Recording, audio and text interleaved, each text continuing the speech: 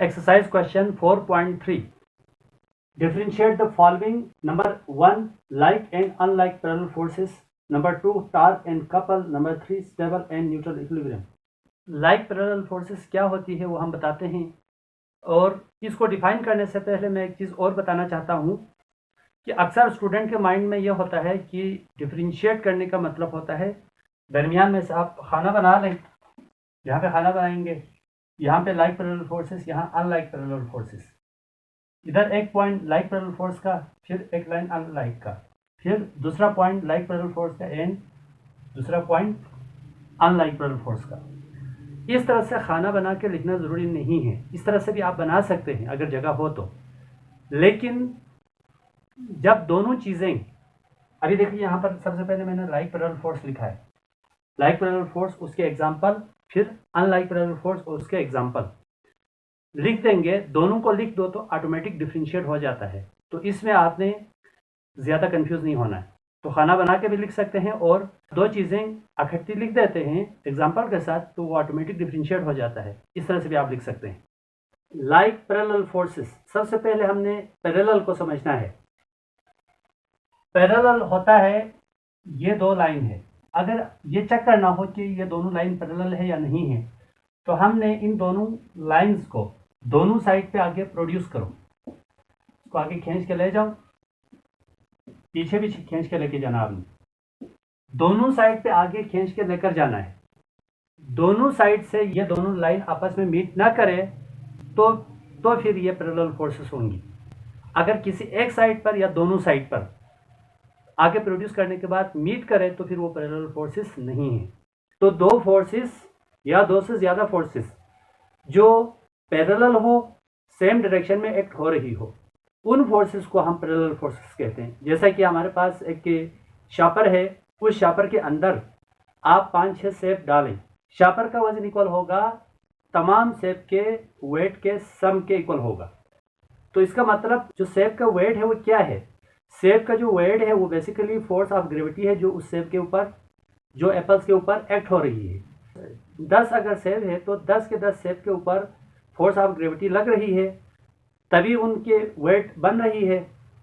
तो तमाम वेट की जो डायरेक्शन है वो नीचे की तरफ है, यानी कि फोर्स ऑफ ग्रेविटी है वेट, तो वेट की डायरेक्शन, ग्रेविटी की डायरेक्शन नीचे ज़मीन की तरफ है, तो तमाम 10 के 10 सेप के जो वेट है उनकी डायरेक्शन नीचे ज़मीन की तरफ है। तो इसका मतलब वो पैरेलल भी है और सेम डायरेक्शन में भी है। तो इसको हम कहते हैं like parallel forces. Unlike parallel forces, वो फोर्सेस जो पैरेलल तो है बट उनकी डायरेक्शन अपोजिट हो, उसको हम कहते हैं अनलाइक पैरेलल फोर्सेस। इसको समझते हैं डायग्रामिकली। सपोज यहाँ पर एक कील लगी हुई है, इस कील के साथ एक धागा बांधा हुआ है, इस धागे के साथ हमने एक सेप को बांधा हुआ है। अब इस सेप के ऊपर दो फोर्सेस एक्ट हो रही है, एक तो इस सेप की वेट जो कि फोर्स ऑफ ग्रेविटी है, जो कि वर्टिकली डाउनवर्ड एक्ट हो रही है, तो टेंशन जो है वो ऊपर लग रही है, वेट नीचे लग रही है। तो ये इक्वल एंड अपोजिट है, ये दोनों पैरेलल है बट अपोजिट डायरेक्शन में है। तो इस केस में ये जो टेंशन और वेट है ये अनलाइक पैरेलल फोर्सेस है। पार्ट 2 है हमारे पास, टार्क एंड कपल में हमने डिफरेंशिएट करना है। टार्क होता है वो फोर्स जो बॉडी को रोटेट करे, उसको टार्क कहते हैं। जैसा कि दरवाज़ा खोलते हैं, जब हम दरवाज़ा खोलते हैं फोर्स लगाकर हाथ से, तो दरवाज़ा एक्सिस ऑफ रोटेशन के अबाउट रोटेट करता है, और खिड़की जब हम खोलते हैं तो वो भी एक्सिस ऑफ रोटेशन के अबाउट रोटेट करती है। तो खिड़की का खोलना बंद करना, दरवाजे का खोलना या बंद करना, ये हमारे पास क्या है, ये टार्क के एग्जाम्पल है। यानी कि यहाँ पर दरवाजे पर या खिड़की पर जो फोर्स लग रही है वो दरवाज़ा और खिड़की को रोटेट कर रही है, उस फोर्स को हम टार्क कहते हैं। टार्क का फार्मूला है हमारे पास tau is equal to F cross L. Couple भी बेसिकली टार्क ही है, लेकिन कपल में डबल टार्क अप्लाई होता है। जैसा कि मैं यहाँ पे डायग्रामिकली आपको समझा देता हूँ। सपोज ये हमारे पास डबल आर्म स्पेनर है, तो हम नेट खोलते वक्त डबल आर्म स्पिनर हम यूज़ करते हैं तो हम ऐसे फोर्स लगाते हैं। सपोज यहाँ पर जो हाथ की जो फोर्स है नीचे लग रही है, ये F है। यहाँ पर फोर्स ऊपर लग रही है F2। तो ये दोनों फोर्सेस मैग्नीट्यूड में इक्वल एंड अपोजिट है, तो इसको F1 को भी हम F, F2 को भी हम F लिख सकते हैं।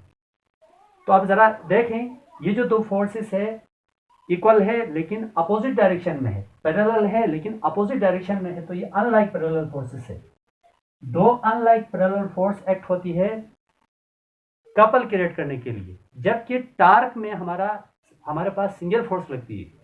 तो यह हमारे पास ओरिजिन है, एक्सिस ऑफ रोटेशन, यह हमारे पास ए है, यह हमारे पास बी है। यहाँ पे दो टार्क पैदा हो रहा है। एक टार्क हमारे पास फार्मूला है tau is equal to F cross L. तो यहाँ पर एफ क्या है, F1 है और मोमेंटम OA है।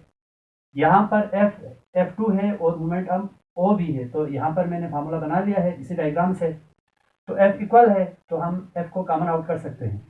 तो ये कपल का फार्मूला है, और कपल का एग्जांपल मैं ऑलरेडी बता चुका हूँ। डबल आर्म स्पैनर या जो स्टेयरिंग व्हील, गाड़ी का जो स्टेयरिंग है उसके ऊपर हम कपल लगाते हैं, उसके ऊपर हम अनलाइक पैरेलल फोर्सेस लगाते हैं। पार्ट 3 जो है स्टेबल और न्यूट्रल इक्विलिब्रियम में हमने डिफरेंशिएट करना है। स्टेबल इक्विलिब्रियम वो इक्विलिब्रियम है जिसमें बॉडी को हम स्लाइडली डिस्टर्ब करते हैं, यानी कि स्लाइडली हिलाते हैं या स्लाइडली हम टिल्ट करते हैं तो वापस ओरिजिनल पोजीशन में आ जाती है। उस इक्विलिब्रियम को हम स्टेबल इक्विलिब्रियम कहते हैं। जैसा कि हम शो कर सकते हैं, यह हमारे पास बुक है, ये बॉडी हमारे पास। अब मैं इसको स्लाइडली टिल्ट करूंगा, ये देखिए स्लाइडली टिल्ट, ये स्लाइडली टिल्ट करने के बाद छोड़ दो तो ये वापस ओरिजिनल पोजीशन में आ जाती है। इसको हम स्टेबल इक्विलिब्रियम कहते हैं। अब स्टेबल इक्विलिब्रियम में सेंटर ऑफ ग्रेविटी चेंज होती है। जैसा कि देखिए पहले ये लोअर है, रेस्ट में है, तो ये सेंटर ऑफ ग्रेविटी लोअर है। जब मैं इसको स्लाइडली टिल्ट करूंगा, थोड़ा सा मैं ऊपर उठाऊंगा तो सेंटर ऑफ ग्रेविटी राइज हो जाती है। जब मैं इसको छोड़ूंगा तो दोबारा सेंटर ऑफ ग्रेविटी नीचे चली जाती है। इस तरह से इसके अंदर सेंटर ऑफ ग्रेविटी चेंज होते हैं। तो इसके एग्जांपल में हमारे पास book lying on the table, किसी जो मेज पर पड़ी हुई किताब को हम थोड़ा सा हम हिलाते हैं, थोड़ा सा उठा के हम छोड़ देते हैं तो इस ओरिजिनल पोजीशन में आ जाती है। और ब्लॉक है वो स्टेबल इक्विलिब्रियम में है। जबकि न्यूट्रल इक्विलिब्रियम वो इक्विलिब्रियम होता है जिसमें बॉडी को आप स्लाइडली हिलाते हैं या बॉडी को आप डिस्टर्ब करते हैं तो बॉडी न्यू पोजीशन में चली जाती है और न्यू पोजीशन में ही स्टे करती है, वापस ओरिजिनल पोजीशन में नहीं आती। इस इक्विलिब्रियम को हम न्यूट्रल इक्विलिब्रियम कहते हैं। और न्यूट्रल इक्विलिब्रियम में सेंटर ऑफ ग्रेविटी है वो चेंज नहीं होती, सेंटर ऑफ ग्रेविटी की हाइट सेम रहती। जैसा कि बाल है, मेरे पास रूलर है, इसके अलावा अगर एक पेंसिल है, देखें इस पेंसिल को हॉरिजॉन्टली रखेंगे तो हॉरिजॉन्टल हाइट तो सेम है। जब हाइट सेम है तो सेंटर ऑफ ग्रेविटी भी सेम होगी। तो न्यूट्रल इक्विलिब्रियम में सेंटर ऑफ ग्रेविटी चेंज नहीं होती।